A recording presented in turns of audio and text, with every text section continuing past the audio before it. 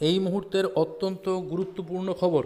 বেশ খানিকক্ষণ আগে গভর্নমেন্ট অফ ওয়েস্ট বেঙ্গলের স্কুল এডুকেশন ডিপার্টমেন্ট থেকে একটি নির্দেশিকা জারির মাধ্যমে কিন্তু আগামী 2 দিন অর্থাৎ 24 তারিখ এবং 25 তারিখ রাজ্যের সমস্ত স্কুলগুলি ছুটি ঘোষণা করা হয়েছে, কেবলমাত্র পার্বত্য অঞ্চলে অবস্থিত স্কুলগুলি ব্যতীত।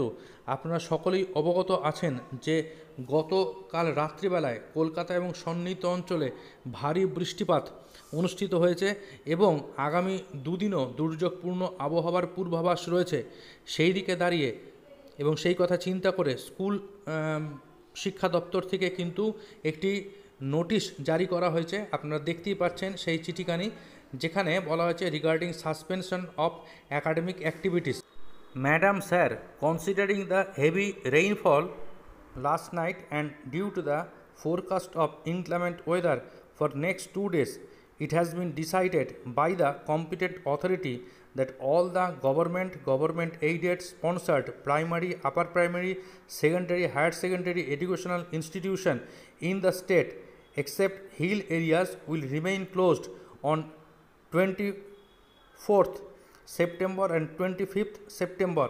অর্থাৎ কিনা গত রাতের ভারী বৃষ্টিপাত এবং আগামী 2 দিনের দুর্যোগপূর্ণ আবহাওয়ার পূর্বাভাসের কারণে উপযুক্ত কর্তৃপক্ষ সিদ্ধান্ত নিয়েছে যে রাজ্যের সমস্ত সরকারি সাহায্যপ্রাপ্ত স্পন্সরকৃত প্রাথমিক, মাধ্যমিক এবং উচ্চ মাধ্যমিক শিক্ষা প্রতিষ্ঠান একমাত্র পাহাড়ি এলাকা ব্যতীত আগামী 24/9/2025 এবং 25/9/2025 তারিখে বন্ধ থাকবে। You are therefore requested to issue necessary order accordingly. This is issued with the approved of the competent authority. অর্থাৎ কিনা সেই কারণে বোর্ড অফ সেকেন্ডারি এডুকেশন এবং বোর্ড অফ প্রাইমারি এডুকেশনের প্রেসিডেন্টদেরকে অনুরোধ করা হচ্ছে যে সেই অনুযায়ী আদেশ জারি করার এবং এটি উপযুক্ত কর্তৃপক্ষের অনুমোদন ক্রমেই যে এই নির্দেশিকাটি জারি করা হয়েছে সেটাও কিন্তু এখানে বলা রয়েছে।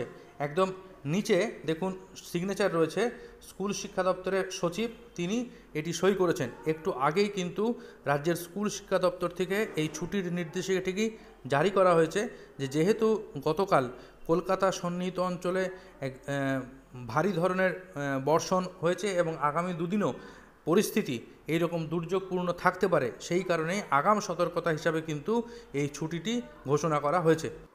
পাশাপাশি যেহেতু 26 তারিখ থেকেই রাজ্যের সমস্ত শিক্ষা প্রতিষ্ঠান সহ সরকারি প্রতিষ্ঠানগুলিতে পুজোর ছুটি পড়ে যাচ্ছিল, তাই এই ছুটির মাধ্যমে কার্যত পুজোর ছুটি কিন্তু ঘোষণা করে দিলেন রাজ্যের মাননীয় মুখ্যমন্ত্রী মমতা বন্দ্যোপাধ্যায়। আপাতত খবর এইটুকুনি। ভালো থাকুন সকলে, সুস্থ থাকুন।